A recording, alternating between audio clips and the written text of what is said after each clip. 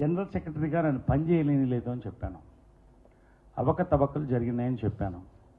2 సంవత్సరాల audio record మాయమైపోయింది కొన్ని కారణాల వల్ల చెప్పాను. ఇవన్నీ నేను చెప్పకూడదు అనుకున్నాను. మీరు అడుగుతున్నారు కాబట్టి నేను చెప్పాలి.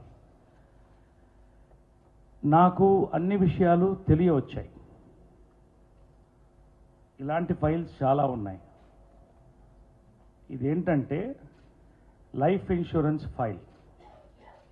మనిషి చనిపోతే మెంబరు వెంటనే మా నుంచి 2 లక్షలు ఇచ్చి అది క్లెయిమ్ చేసుకుంటాం. ఇది ఎక్స్పైర్ అయిపోయింది అప్పుడే. ఇది వాళ్ళ మీద గౌరవంతో మా మీద గౌరవంతో బయట పెట్టకూడదు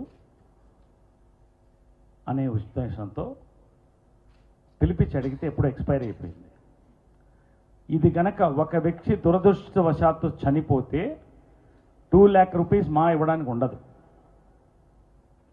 మోస్ట్ క్రూషియల్, ప్రతి మెంబర్కి కూడా ప్రాణాంతకం ఏమైనా పరిస్థితి వస్తే ఇది ఎక్స్పైర్ అయిపోయింది. నేను ఆఫీస్లో సురేష్ని అడిగితే అందరి ముందు చెప్పాడు, 2 లక్షలది 3 లక్షలు చేయబోతున్నాం కాబట్టి నేను వచ్చిన తర్వాత చేద్దామన్నారు. ఇది కరెక్టా? మనుషుల ప్రాణాలతో ఆడడం కరెక్టా? డైరెక్ట్ ఫైల్ పెట్టి చూసుకోండి, ఫైల్ చూసుకోండి. ఇలాంటివి చాలా ఉన్నాయి. కుర్చీ పిచ్చి మాకు లేదు. 10 రోజులు కాదు, 20 రోజుల తర్వాత చేసుకోవచ్చు. లీగల్గా మాకు కెపాసిటీ ఉంది. We can do it. రెండోది, ఒక శుభకార్యం. సాధారణంగా ఒక ప్రెసిడెంట్ ఓడిపోయినప్పుడు, మురళీమోహన్ గారు ఇంతకుముందు ఓడిపోయారు, గౌరవంగా వచ్చి షేక్ హ్యాండ్ ఇచ్చి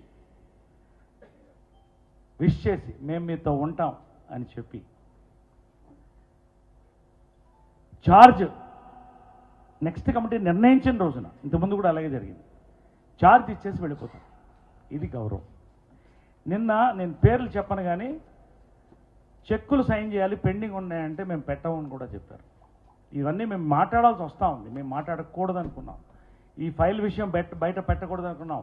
ఇంటి గుట్టు కోసం మేము రిస్క్ చేసి, ఇలాంటివి చాలా ఉన్నాయి. నేను చెప్పలేను, చెప్పకూడదు. కానీ ఒక శుభకార్యం జరుగుతున్నప్పుడు, మాకు ఆ రైట్ ఉన్నప్పుడు ఎందుకు ఆపడానికి ప్రయత్నిస్తున్నారు? ఒక మంచి ముహూర్తం చూసాం. పోనీ ఒక 2-3 days బ్యాక్ చెప్పండి, లేదా ముందే చెప్పండి, 31st వరకు నేను కూర్చోవాలి ఆ కుర్చీలో అని. కూర్చోండి, సంతోషంగా మేము రాము, 1వ తారీఖే వస్తాం. ఒక క్లబ్బు మొత్తం 500 మంది సభ్యుల్ని భోజనానికి పిలిచి పెద్దలందరితో దీవెనలు తీసుకొని, మంత్రి గారితో దీవెనలు తీసుకొని, ఒక మంచి కార్యక్రమం. ఏముంటుంది ఇది? పదవి స్వీకారం అంటే నేను తీసుకునే వెంటనే కిరీటం పెట్టుకుని ఆడ కూర్చొని ఆ కుర్చీకి ఏలాడిపోను కదా. పనులు ఉన్నాయి, చేయాల్సిన పనులు చాలా ఉన్నాయి మాకు. ఇవన్నీ ఆగిపోయి ఉన్నాయి. ఇవి మేము చెప్పలేదు ఇంతకుముందు కూడా. ఇంకా కొన్ని ఉన్నాయి, అవన్నీ నేను తీయట్లేదు. ఇప్పటికి కూడా చెప్తున్నాను, నేను తీయను. మా ఇంటి గుట్టు కోసం తీయను. కానీ ఎందుకు ఇట్లా హింస పెడుతున్నారు?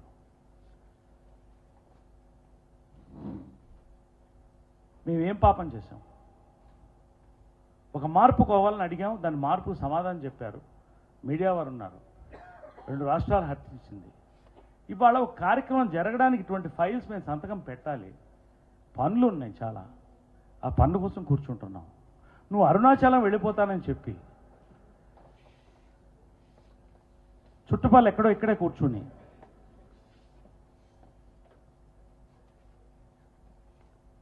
దీన్ని ఎట్టి పరిస్థితుల్లోనూ డిస్క్వాలిఫై చేయాలి 10 రోజుల్లో అనే ఒక ప్రయత్నం జరుగుతుంది.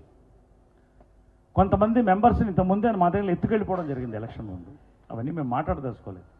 ఇప్పుడు కూడా నువ్వు ఎందుకు ఎలక్ట్ కాలేదు, నీకు ఎక్కువ ఓట్లు వచ్చినాయి, రీకౌంటింగ్ పెట్టించు అని రీకౌంటింగ్ పెట్టించి ఆపాలని ఒక ప్రయత్నం జరుగుతుంది. మాట్లాడించమంటే మాట్లాడిస్తా.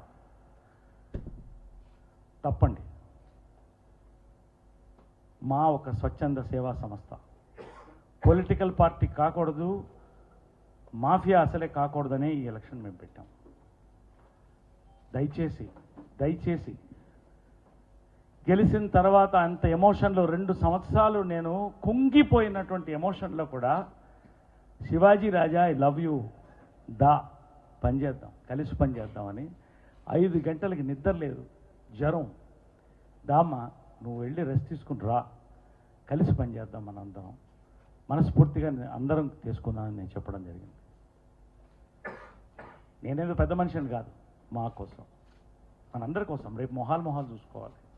ఇప్పటికే ప్రజల దృష్టిలో, మెంబర్ దృష్టిలో దిగజారిపోయారు. ఎందుకు మళ్ళీ ఇంకా ఎందుకు ముందుకు పోతున్నారు ఇట్లా?